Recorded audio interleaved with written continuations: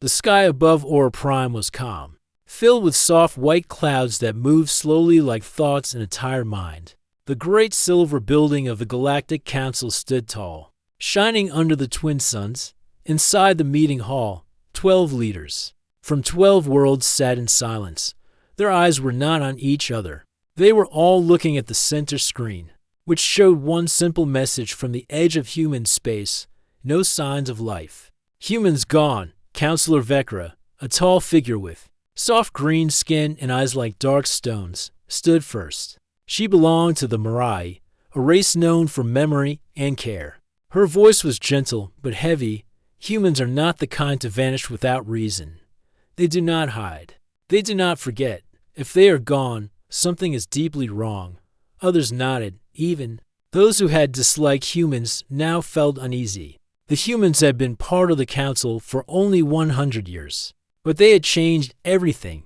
They brought machines no one else understood. They shared stories that made other worlds dream. They asked questions that made even the wisest elders pause.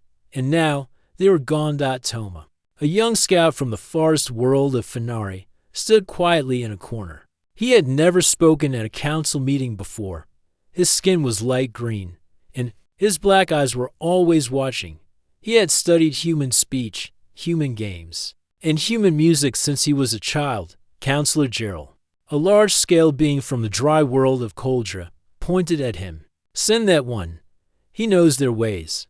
Let him see for himself what has happened. The vote passed quickly. Toma accepted the task with a quiet nod. His heart beat faster than usual. He had always wanted to meet a human in person. Now it seemed he might never get the chance. Toma left the hall and flew toward the edge of the human zone in a small silver ship, built for long travel. He crossed 3 sectors and passed by old human trade posts. All of them were dark, no lights. No guards, no answers. After 5 days, he reached the blue planet once known as New Solus. It had been a human colony for 50 years, famous for growing bright yellow fruit and building towers that touched the clouds. Now the towers stood empty. The wind moved through the streets, but there were no voices. Toma walked carefully through the city center. Everything looked clean and quiet, as if the people had only just stepped out. Houses were in order. Doors were not broken. Nothing was burned. There were no signs of war or disease. There was only silence. In the middle of the city stood a round stone pillar, as tall as Toma's head. On top of it was a red stone that shined softly in the sunlight. Words were carved into the side in the human writing system. Toma read them slowly. Done. That was all. He stared at the word for a long time. It felt strange, cold, and final. Humans had never said such things before. They were always full of plans, ideas, hopes, and dreams. They never said done. They always said more or next. Toma returned to his ship and opened the report file. He spoke clearly, keeping his voice steady. New Solus is empty. No life found. No signs of damage. One red stone found with the word done carved on it. I believe they left by choice. He paused, then added, I do not understand why. Back on Aura Prime, the council listened to his report. Some were confused. Others were angry. One member shouted, they must be hiding, planning something. Humans do not just give up. Zuri, the elder from the winged people of Silent, raised her hand. Her wings were silver and folded neatly behind her back. Her voice was slow but deep. Long ago, humans told me something I have never forgotten, she said. They said, when we get tired, we leave. Not because we fear, but because we feel nothing left to learn. The room went quiet. Toma returned to Aura Prime after another long journey. He was tired, but he had questions burning in his mind. He asked the council for permission to search further. He wanted to go into old human data stations and research centers. He believed the answer to their disappearance was hidden in their own records. The council agreed, though some still thought the humans would return with ships and fire. But most understood that this was not war. This was mystery. Before the meeting ended, Vecra stood again. She looked around the room with calm eyes. Let us be clear, she said. We are not in danger because the humans left. We are in danger because we do not know why they left, and if we do not learn, we may follow them into silence, one by one. The sun set over Ora Prime that day with strange colors in the sky. Some said it was a sign. Others said it was just weather. But all across the galaxy, the same thought moved like a shadow through every world. The humans were gone, and the galaxy was not ready for what came next. Toma stood in front of a quiet mountain on the moon called Vector 6. The air was thin, and the ground was covered in white dust. Before the humans left, they had built a research station here. It was one of the oldest and deepest knowledge bases in human space. The council had given Toma full access. He was allowed to go wherever he needed. Two other beings came with him. One was Nali, a thinker from the water world Draina, who had studied human stories. The other was Caro, a quiet engineer from the planet Juno, who understood machines. The entrance to the station was covered in black metal. It looked strong even after so many years. Toma placed his hand on the scanner. Nothing happened. Then Caro stepped forward and connected a small silver cube to the door. Lights blinked. A voice spoke. It was a human voice, soft and clear. Welcome to Archive Deep 9. Entry granted to all Council Peace travelers. Please respect the silence. The door opened with a low hum. Inside, the air was cold and still. The walls were lined with screens, old machines, and shelves filled with memory stones. There were no signs of damage, no dust. Everything looked like the humans had just left yesterday. Toma looked around slowly. They kept this place clean. That means they knew we would come. Nali nodded. They were not running away. They left it for someone. They found the main control room at the center of the station. On the main screen, there were several human symbols blinking in red. Caro touched one of the panels and opened a message log. There was a file marked Turning Point. Toma played it. The screen showed a human woman sitting in a quiet room. She had brown skin, short hair, and eyes that looked calm. Her voice was steady. To those who come after, we leave this message. We call this time the turning. We watched, we built, we gave. But we found the same thing again and again. War, greed, small thinking. Some grew, but most did not. We reached a place where we no longer wished to guide. We grew tired of standing at the edge of fire, trying to carry water. So we turned, not in anger, not in fear, but because it is time. The screen went dark. No one spoke for a moment. Nali said, they left not because of danger, but because they lost hope. Toma shook his head. No, they still had hope, but they stopped placing it in us. They turned their hope to something else. Caro checked another file. This one was a map. It showed several points in space in known places, some far outside the edge of known systems. Each point had a name, written in human code. Toma looked closer. One of the points was marked the Quiet Tower. He turned to the others. We need to find these places. They left something behind. They want us to find it. The three left the station and returned to their ship. On the way back to Ora Prime, they stopped at an old mining moon called Selen's Reach. Humans had worked there for 30 years. Now, it was quiet like all the others. But something was different. As they flew over the surface, Caro pointed to a strange shape near the hills. A machine stood there, made of black metal and red glass. It was tall and narrow, like a tower. It had no doors, no windows. Only one bright blue light blinked at the top. They landed nearby. Toma stepped out first. The air was thin but safe. The machine did not react to their presence. He walked around it slowly, searching for any sign of writing. At the base, he found one sentence written in human letters. Do not follow the fire. Follow the stars. Caro scanned the tower. This is not just a machine. It is watching. Not the ground, but the sky. Nali sat on a rock and opened her notes. She remembered something from an old human book. It spoke of a time when humans would leave behind watchers, not to control, but to observe. They believed knowledge should continue, even when people moved on. This is one of those watchers, she said. It is not meant to do anything. It is only here to see what we do next. They sent full reports to the council.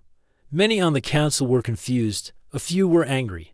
They did not like the idea that humans had judged them and left without warning. But others were quiet. They understood something deeper. Vecra listened to Tama's report and then stood up in the council hall. Her voice was calm. The humans did not destroy. They did not punish. They simply stepped away. That is the strongest message they could give. Zuri, the winged elder, nodded. Slowly, I once heard a human say, when a teacher walks out of the room, the students must decide if they have learned. I believe we are those students. A few days later, strange things began to happen. A star in the outer ring blinked and changed color. A signal came from the edge of space, repeating a soft melody known from a human music file. One by one, old human machines began to turn on. Not all at once, not with force, but with quiet purpose. Toma stood at the window of his ship and watched the lights appear in the dark sky. They left a trail, he said, not to scare us, not to stop us, but to see who would follow. Nali smiled, or who would understand. The galaxy was no longer what it was. The humans were gone. But their voice, their message, and their memory had not vanished. It had only changed form. A strong wind moved over the plains of Taros 5. A trade world where thousands of ships passed each day. But something had changed. For the first time in many years, the sky was not calm. A black line had appeared above the eastern mountain. It was not a storm. It was not a shadow. It was a crack in space, where light bent the wrong way. Counselor Gerald, strong and sharp-eyed, flew over the area in his ship. He had never trusted human machines. Now he feared they had left something dangerous behind. When he reached the sky crack, he felt a deep pressure in his chest. He ordered his team to scan it. But the readings were strange. The crack was not moving, but it was alive. It pulled energy from the space around it. Then, as they watched, it closed by itself. Nothing like this had happened before. At the same time, across the Haran sector, a human-built satellite turned on after many years of silence. The satellite began to scan nearby ships. Its light passed over every engine, every weapon, every shield. Then, in a bright flash, it vanished. It did not explode. It did not fall. It simply disappeared without sound. The council called an emergency meeting. Zuri was the first to speak. The humans warned us. They told us to leave their tools alone. But now, even untouched things are waking up. Vecra added, the galaxy is shifting. These machines are not just old metal. They are alive in their own way. They follow laws we do not understand. Some council members became afraid. They wanted to shut down all human systems. They called for the destruction of every station and machine the humans had left behind. But Toma stood up. His voice was clear. If we attack what we do not understand, we will only bring more harm. The humans left us lessons. We must study them, not destroy them. Many agreed, but not all. Some believed the humans had left traps. Some believed the humans were watching from the dark and waiting to return.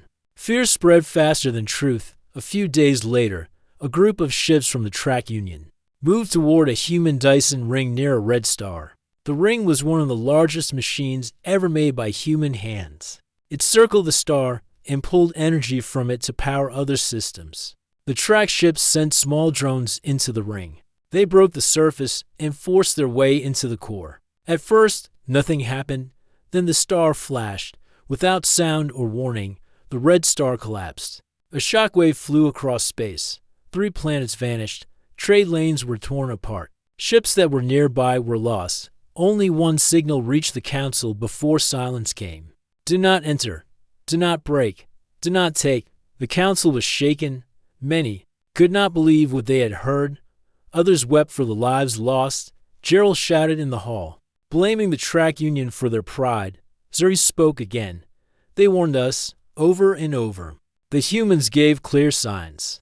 They did not build these machines to harm, but they built them with care, and we did not listen. Toma and Nali reviewed the maps left behind by humans. They noticed something strange. The places where strange events were happening were all connected by a pattern. It was not random. It looked like a path, a path humans had left behind. Caro joined them and shared a new finding.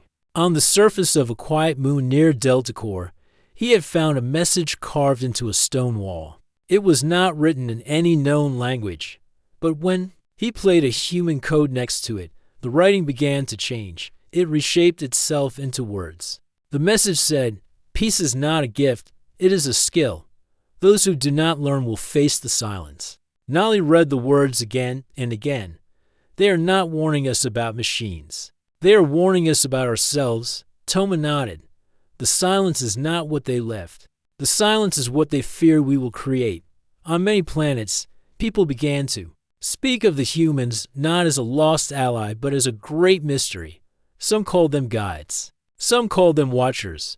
Others began to say they were no longer just people but something more. In the deep forest of Mara, an old woman named Teluhu once lived with humans told her village stories. She said humans used to look at the stars not to own them, but to understand them. She told them this, that humans walked among us for only a short time, but they walk with eyes open and hands open. Now they walk where we cannot see, but their footprints still glow on the path. Back at the council, Zuri held a meeting with the thinkers. She asked one question. What if they left not because we failed them, but because they saw we were ready to stand alone? Some laughed, some were quiet, others began to hope. But deep in the black of space, near the edge of the galaxy, a new light began to shine. It blinked in a soft rhythm, like a heartbeat, and the humans were still nowhere to be seen.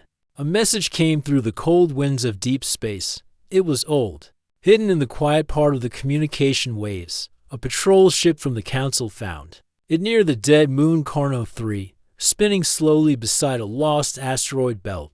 The signal was weak but steady. Tom received the file just before sunrise on Aura Prime. He met with Zuri and Nali in the central hall. Caro also joined them, holding his data reader closed. This is from an old human ambassador ship, Caro said. The code matches Earth patterns. Date shows over 80 cycles old. But the signal started again only last week. They gathered around the large screen and played the message. A quiet image appeared. A man sat in a small room with gray walls. His skin was light brown. His eyes were soft, but tired. He wore a simple black coat with the Earth sign over his chest. I am General Known, Human Peace Envoy. If you are watching this, it means we are no longer here. His voice was calm, not angry, not afraid. For many years, we tried to walk with you. We gave what we could. We learned much, but we also watched. We saw how knowledge was used. We saw how peace was broken. We watched our own kind grow tired of repeating the same lessons. The image flickered, but his voice stayed strong. We have left this galaxy. We are not hiding. We are not returning. We leave you with your future, just as we now follow ours. Do not look for us. Do not try to become us. Be better or not. The choice is yours. The message ended. Silence filled the hall. Zuri stood still. Her wings folded behind her like silver cloth. He speaks as if we were children in a garden. And now the gardeners are gone. Thomas said. They were not angry, but they were done. They left everything in our hands. Caro checked the ship logs from the message. That ship left from a station near the black hole Kedra 7. That place is marked on the human star maps, but it has been silent for many years. Nali said, then that is where we go next. The council gave them permission. A small team was formed. Toma, Zuri, Caro, and Nali traveled together toward the deep dark near Kedra 7. The journey took many days. They passed empty colonies, broken trade posts, and old human beacons that no longer shine. When they reached Kedra 7, they found a large human research base floating just outside the black hole's pool. The base was made of strong silver metal and dark blue glass. It looked untouched by time. They docked the ship and stepped inside. The lights turned on the moment they entered. A soft voice spoke from the air. Welcome, human presence not found. Council pass accepted. The station was clean and quiet. Every wall had data screens. The main hall showed star maps, rotating slowly. One part of the map was marked in red. Caro checked the data. This red zone is not part of any known system. It lies beyond the outer edge. No stations, no reports, no visits. Toma looked at the red zone. That is where they went, in the main control room. They found a sealed door. The words written above it were simple. Not for power, for peace. Leave it alone. Carol stopped. This is a warning, Zuri said, and also a test. They did not open the door. Instead, they downloaded the files and returned to the ship. The files held information on strange energy fields, new ways of moving through space, and thoughts about time itself. The humans had not stopped learning. They had simply chosen a different path. Thomas sat in silence as the ship turned back toward Council space. He remembered something a human once said during his studies. When we can build without fear, explore without pride, and leave without hate, we will be ready to meet those who have done the same. That line stayed in his mind like a light in the dark. When they reached Aura Prime, they shared the data with the Council. Some were amazed, some were confused. A few were still angry. Geral, strong and loud as always, stood and said, "So they left us puzzles. What are we supposed to do? Wait for them to come back and clap for us?" Zuri shook her head. "They are not testing us like teachers. They are watching like travelers. If we fall, they will not save us. If we grow, they may never return. It is not about them. It is about us." Vecra rose and said, "I believe they gave us their last message with peace. Now it is time to speak for ourselves." In many corners of the galaxy, people began to speak of the humans not as missing, but as moved beyond. Their works were not viewed as weapons, but as signs. Every tool they left, every word they wrote, pointed to a greater choice. Some saw the humans as legends, others saw them as mirrors, but all knew that something deep had changed. On the quiet moon of Scifi, a group of young thinkers built a school in the ruins of a human library. They called it the School of Turning. They studied the messages. They tried to understand the silence. Toma visited them one day. A child asked him, "Do you think they will ever come back?" Toma smiled gently. "Maybe not in ships, maybe not with words, but if we listen." They never truly left. That night, the stars over Scifi shined a little brighter, and from far away, deep beyond the known paths, a signal blinked just once. No sound, no word, just a small light moving slowly across the edge of the dark. The council chambers were filled with tension. The great silver room echoed with the voices of many worlds. The track union had made a bold move, breaking the peace everyone hoped to keep. Counselor Gerald slammed his fist on the table. They broke into the Dyson ring, the heart of the star. They forced the door open. They did not listen to warnings. Thomas stood quietly in the corner, watching the angry faces. He knew the track union believed they had power. They thought they could control human technology better than anyone else. But humans had built their machines with care. The Dyson ring was more than a power source. It was a living system, made to protect life, not destroy it. When the track union drones entered the ring's core, the star began to change. Its light grew brighter. It shone like a white sun for a moment. Then it blinked out. Planets that orbited the star disappeared from the sky. Trade routes that had crossed the system for centuries were broken. Ships close to the star vanished without trace. Panic spread through the galaxy faster than any signal. Zuri, the winged elder, stood tall. Her voice was calm but firm. "The humans left us clear warnings. Their machines are not toys. They are alive with rules we must follow. The track union broke those rules." Counselor Felon of the harsh desert world raised his voice. "If the humans wanted to punish us, they would have done it long ago. We have ignored their warnings for decades. Why now?" Zuri looked at him with quiet strength. "Because we broke what should not be broken." Toma felt a cold weight settle in his heart. The humans had built the Dyson ring to last millions of cycles. It was a gift of power and peace. But now it was gone. The galaxy was darker. Leaders from many worlds debated what to do next. Some wanted to destroy all human machines before they could cause more harm. Others wanted to leave them alone, hoping the mistake was only once. Toma, Nali, and Carol worked together to study the damage. They traveled to the nearby systems, searching for survivors and clues. On a small moon called Vel-3, they found the remains of a mining colony. Buildings were crushed, and the ground was blackened. A miner named and told them what had happened. We saw the star flash bright. Then the sky went dark. Many ships tried to escape, but they disappeared. We heard nothing. No sound, no warning. Toma asked, "Do you think the humans wanted this?" Rin shook her head. No, they wanted balance. But people who do not understand balance break it. In the council hall, Vecra spoke softly. We have to learn from this, not with anger, but with care. She looked at Toma. What do you think humans want from us now? Toma thought carefully. I think they want us to grow. To understand peace is not just silence, but action. To protect life, not control it, Zuri agreed. The humans did not leave us because they lost hope in themselves. They left because they lost hope in us, Nali added.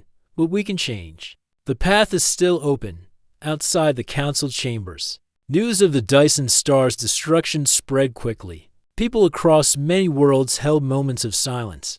Many cried for those lost. But others began to remember the humans not as rulers or weapons, but as teachers. A young pilot named Jari from the ocean world Mila said, "We must be better. We must not repeat their mistakes." Jari looked at the stars and promised to fly not for war, but for peace.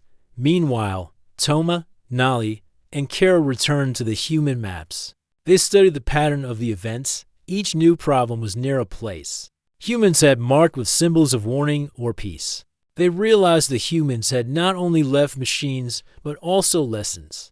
The machines were tests, meant to see how others would treat power. Toma said, "We have failed the first test." Kara nodded. But the path continues. The humans want us to try again. In the silence of space, far beyond the known galaxy, a faint light pulsed softly. It was steady and calm. It was a signal. It was a promise. The humans were watching. The galaxy had grown quiet after the disaster at the Dyson star. Ships moved cautiously, and trade slowed. But then, in many places where humans once lived or worked, something new began to happen. From the deserts of Kalen 4 to the oceans of Mila, strange beams of light rose from the ground. These lights were soft and clear, like whispers from the past. They reached up toward the stars, shining in patterns that no one could understand at first. Counselor Vecra stood on the observation deck of the Aura Prime capital. She watched the lights with wide eyes. "Toma," she said, "what do you make of this?" Toma, who had traveled far and seen much, nodded slowly. "It is a message, not of warning, not of war, but a guide." Nali, who stood beside him, added, "I think the humans want us to follow." The lights formed lines in the sky, crossing from one world to another. Like a map, scholars worked to decode the pattern. They found it pointed not to the center of the galaxy, but beyond the known edges, toward a place they had never reached. Toma, Nali, Karo, and Zuri prepared to follow the trail. It was a long journey, beyond familiar stars, into the cold darkness between galaxies. They traveled in a ship made from human designs, built to last long voyages. Days turned to weeks as they crossed empty space. Sometimes they saw nothing but stars. Sometimes strange signals passed by, but none were human. One night, near the edge of a forgotten star system, their instruments detected a hidden station. It was small and made of shining crystal. It hovered between the stars like a jewel. The team docked carefully. Inside the station, soft lights guided their way. The air was clear, but there was no sign of life. In the main hall, a crystal wall lit up. An image appeared. It was a child, a human child, smiling with eyes full of hope. She spoke softly. "Hello, if you are here, it means you followed the path. We have moved beyond the old places. We are watching. We are learning. We are at peace." The message was simple but strong. We left because we had to grow, because the galaxy needed space to learn. We will not return to rule, but we will watch and protect from afar. Toma felt a calm settle inside him. "They have changed," he said. "They are not gone. They are only different, Zuri nodded, and they trust us to be ready. Nali looked at the maps again. The light is not just a signal. It is a promise, a chance to be better. The team stayed at the station for many days, studying the human data. They found ways to travel faster and safer. They learned about peace built on respect, not fear. When they finally left, they carried the message back to the council. The galaxy listened.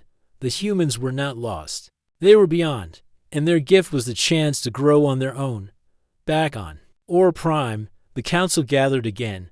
This time, hope filled the room. Vecra spoke clearly. We are no longer alone. The humans have shown us a path.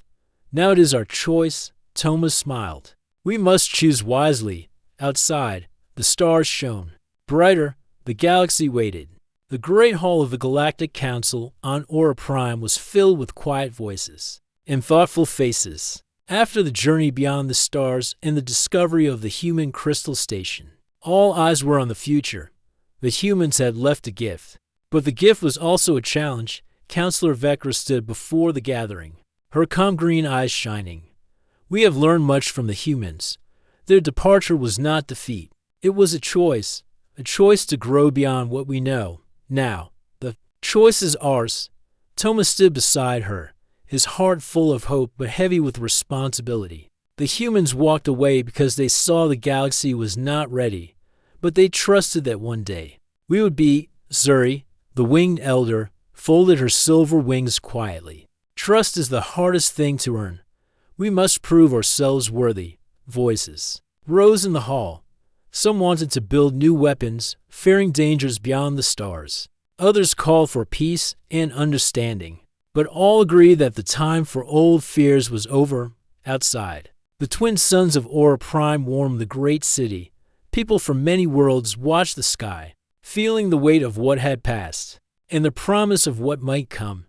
Toma walked through the busy streets, thinking about the humans. They had walked among the stars, shared their knowledge, and then stepped away. Not because they were weak, but because they were strong enough to leave. He met a young pilot named Jari from the ocean world of Mila.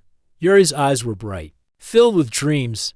I want to fly where humans once flew, Jari said. But I want to do it for peace, to protect, not to fight. Toma smiled. That is the way forward. The humans gave us that chance. Back at the council, Vecra spoke again.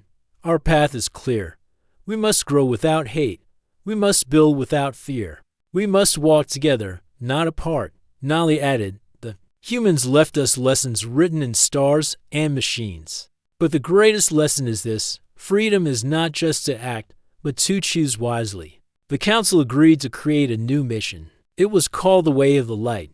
Its purpose was to explore the galaxy not for conquest, but for knowledge and peace. Ships built with human technology set out, their crews ready to learn, not fight. As the years passed, the galaxy slowly healed. Trade grew. Old enemies became friends. New worlds joined the council. Toma, now older and wiser, stood once more on the observation deck. He watched the stars with calm eyes. Humans taught us that leaving does not mean giving up, he said softly. Sometimes leaving is the greatest act of strength. Zuri joined him, and sometimes the greatest hope is the choice we make, far beyond the known stars. The light from the human crystal station still shone. It was a reminder that even in silence, there is a voice that said, grow well. The future is yours. The galaxy was no longer doomed. It was ready.